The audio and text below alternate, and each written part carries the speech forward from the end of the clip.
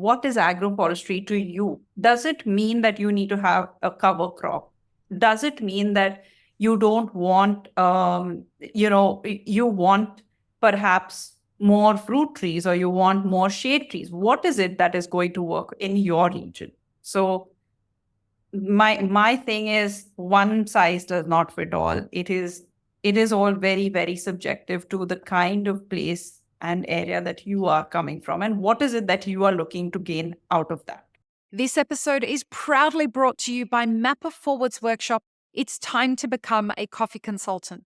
Learn how to diversify your revenue streams and create freedom from your day job while saying goodbye to that alarm clock forever by becoming a consultant within the coffee industry or directly to consumers who have shifted towards home brewing and home roasting.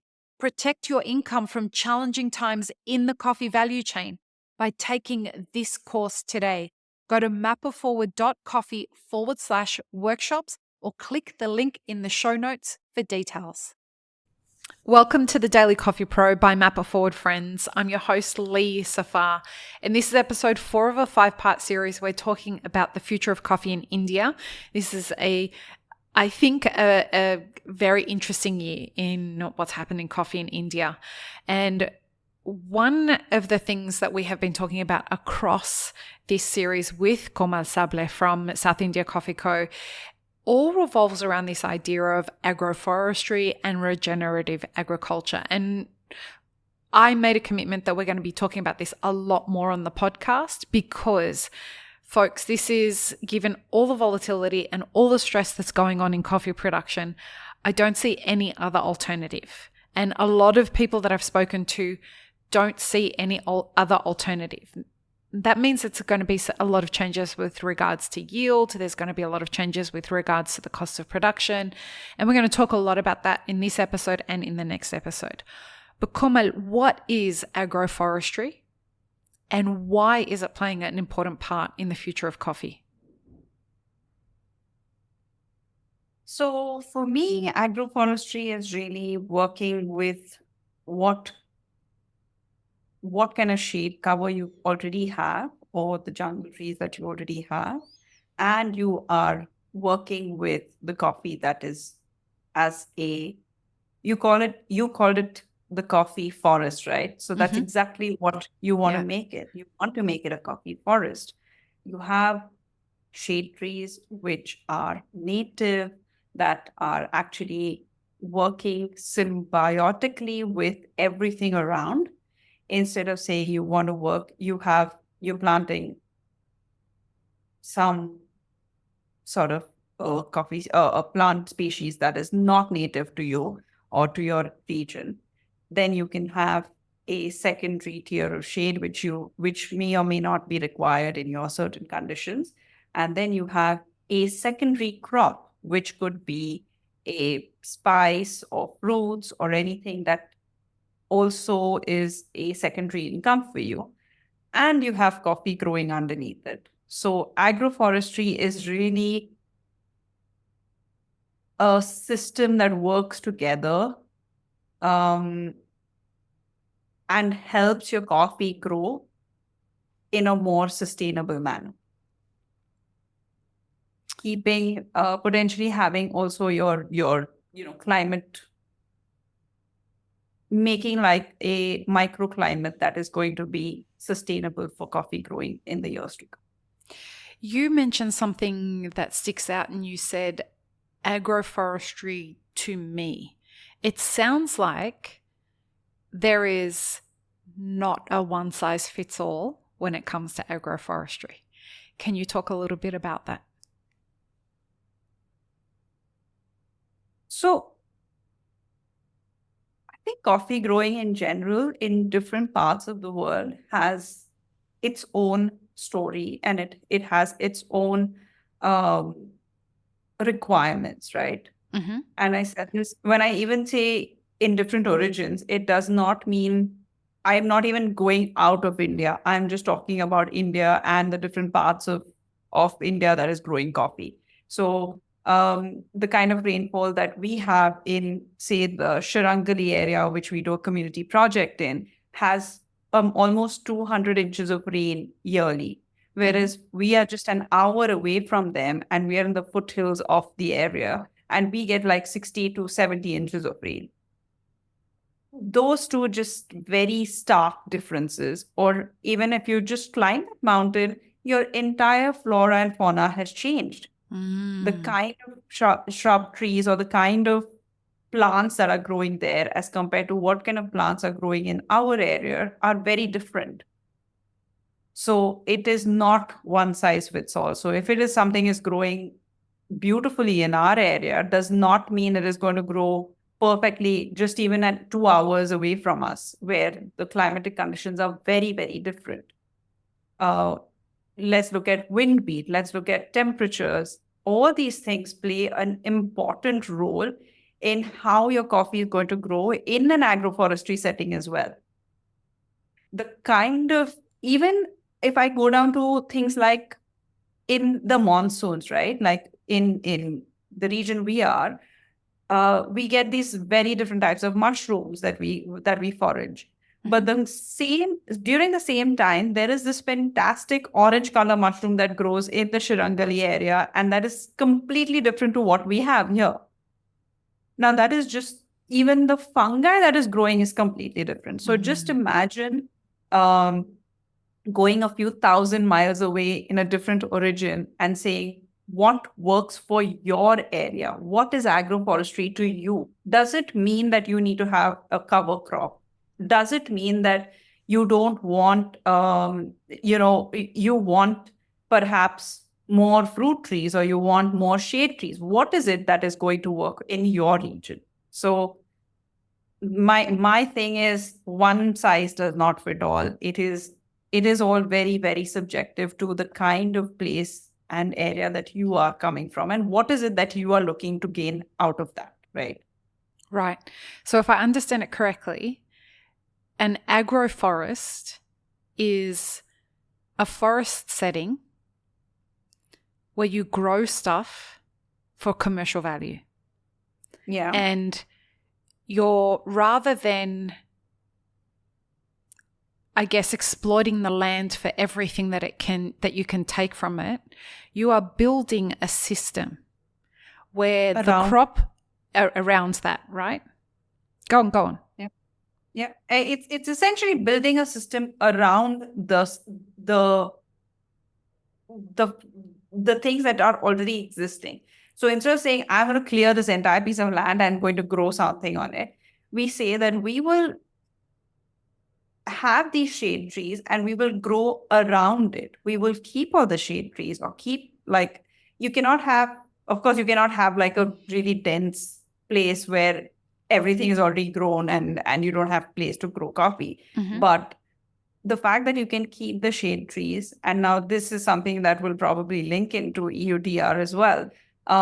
You have to keep the shade trees growing, and if you remove them, then that's going to be not agroforestry pro. Well, you'll be non-compliant then, right? Like if you start with the shade trees and then you remove them. Yes. It depends on what the percentage, and I think there's a percentage to it, I believe. I'm not sure. I'm not sure anybody's sure at this point. There's a lot of grey when it comes to EUDR at this point. I feel like it's let's see what happens once it comes into play. I think a few things may shift and et cetera, et cetera. We wish it the best. I hope that it does go as smoothly as a lot of people are anticipating that it may, but we don't know at this point. You raise an interesting thing there, that the opposite of agroforestry is clearing the land and growing stuff on it, which seems to be where we're coming from. And now, so we started initially growing stuff in agroforestry. We shifted from that with like the green revolution, and we started monocropping. And now it seems that we are returning to agroforestry. Why? That's the only way of going about it, I guess. I mean, our temperatures are rising. We need to keep the temperatures low. If you want to grow coffee in the belts that we're already growing coffee in. We have to make sure that our temperatures don't go above.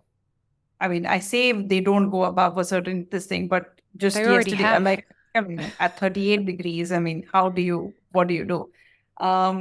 But overall, you have to look at this. This is one option of keeping the coffee going for a few more years. Is Or it the only it is the only option that we've got ahead of us, right? Yeah. And if I understand you correctly, the big thing that this does is it brings down the temperature in the farm. Yeah. It does. Some other things that I have learnt, because I'm doing a lot of kind of digging into this, is that there are benefits for the farmers with intercropping. There's benefits for the ecosystem. Like, you guys have elephants come in through. Can you tell people about what benefits it like when the elephants come through and when other fauna are around? How does agroforestry help that ecosystem? Not sure a lot of people be very excited about elephants coming into their farms, but in general, there is a lot of symbiotic relations between the flora and fauna in terms of even we have like a lot of the kind of birds that we get, the kind of butterflies that we get in different times of the year. So, there's now is a time when you have these really cool black and white butterflies moving around everywhere. And then there are these bright blue ones that come in as well. You also have the spiders. There is a particular time of the year where the spiders come in and are nesting, or they have, there are small baby spiders moving around. And then you came in when they were quite large. Yes, they were this massive. was in September, no? September, October, yeah. And but this is where, and then you have your those millipedes, and earthworms are happy when there is enough in the soil, and you see all this kind of work together. And that is what and of course you have your migratory birds. You have lots of different kind of birds that are just nesting here. Like, you won't believe, on our farm we have like a resident hornbill, and now it's got a whole family just living here. Wow. Yeah.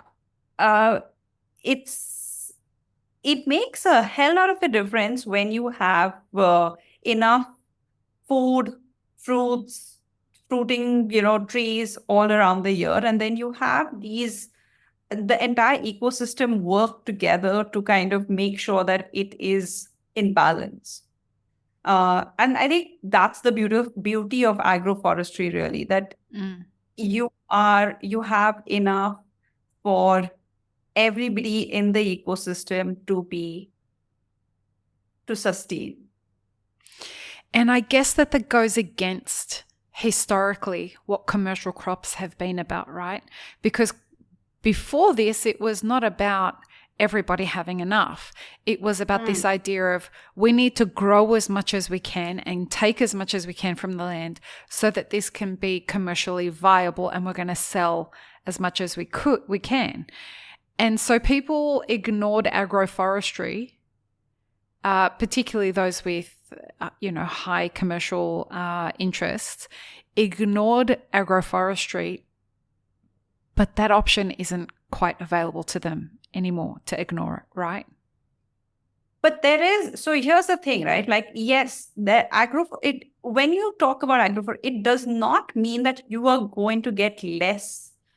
What it means that you are going to have to hedge in different parts, or you're going to have multi-cropping, which is going to give you probably a medium on how much you are actually earning, on what is your cost of production, cost of cultivation, and you will get that much. I have to give this example, and I do this a lot. With during his grandparents' time, Akshay's grandparents' time, they used to tell me that they used to have 3 crops. One is coffee, which is like their main coffee crop.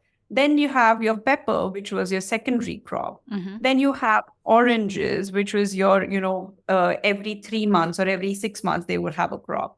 And then you had maybe, whatever, like your little vegetables or this and that. So the fact that you have money coming in as a producer, you have money coming in at different stages. It may not be like a large sum, but it'll be enough for you to think about overall throughout the year, instead of saying that, oh, I'm only focused on bringing money from coffee. That is not, which is what was happening. Now you got to think again, like let's roll back and probably come back to where they were, how they were doing things, where you have enough to do that comes in throughout the year, instead of saying that I only have something like a big chunk of it or whatever. I'm selling coffee and that is the only thing that is what I have to think about. It sounds like agroforestry is a plan to de-risk or reduce your risk in business. Absolutely. Which, given the volatility that we're in, and some may argue that this volatility is just happening now, and this happens a lot of in history, and volatility comes and then it goes. The reason it goes is because people find a way to create solutions against that volatility, and it sounds like agroforestry is a way of de-risking from the current volatility that we're in. Am I reading that right? It's never a bad choice to hedge, right? I think whether you are, because tomorrow, what happens if you do not have a good coffee crop, you might have a better pepper crop, or you might have a better other spice crop, and that's going to sustain you and see you through the year. What happens if the pepper fails and coffee is there for you? So you are de-risking. The word for it is de-risking your production. That is it. And how is it that? And that is probably the best solution that you can have. And the reason that Mapper Forward is getting on this whole agroforestry and regenerative agriculture kind of bandwagon is because the majority of producers in the world are smallholder farmers. Mm-hmm. This is not if big ag decides not to get on this, that's their problem. But the majority of producers in the world are smallholder producers. And this is a way that they can de-risk. They can grow wood that is a long-term investment and yields much higher a price, but that requires the long term, and it helps in your agroforestry. There's different fruits. It blows my mind, Komal, that coffee producers go to supermarkets to buy fruit and veg. This blows my mind. And so this is something that has really come to light, is that a lot of coffee producers are talking about the fact that we need to use these kinds of regenerative systems to start growing our own food, because we haven't been doing that in the past. So now in the next episode, folks, we're going to take all of this stuff that we've talked about and we're going to start talking about the investment from a financial perspective. Particularly, we're going to be talking about what this is going to mean for producers that are looking at going down, future-proofing their land and their coffee crops. So join us for the final episode. Peace, love, and peanut butter. Have an amazing rest of your day. I really hope you enjoyed this episode, friends. Please don't forget to show us some love by subscribing, liking, commenting, and most of all, sharing this podcast with your friends. Check the show notes for links, including our sponsors and our Patreon, and stay tuned for more great conversations on the Daily Coffee Pro by Mapper Forward.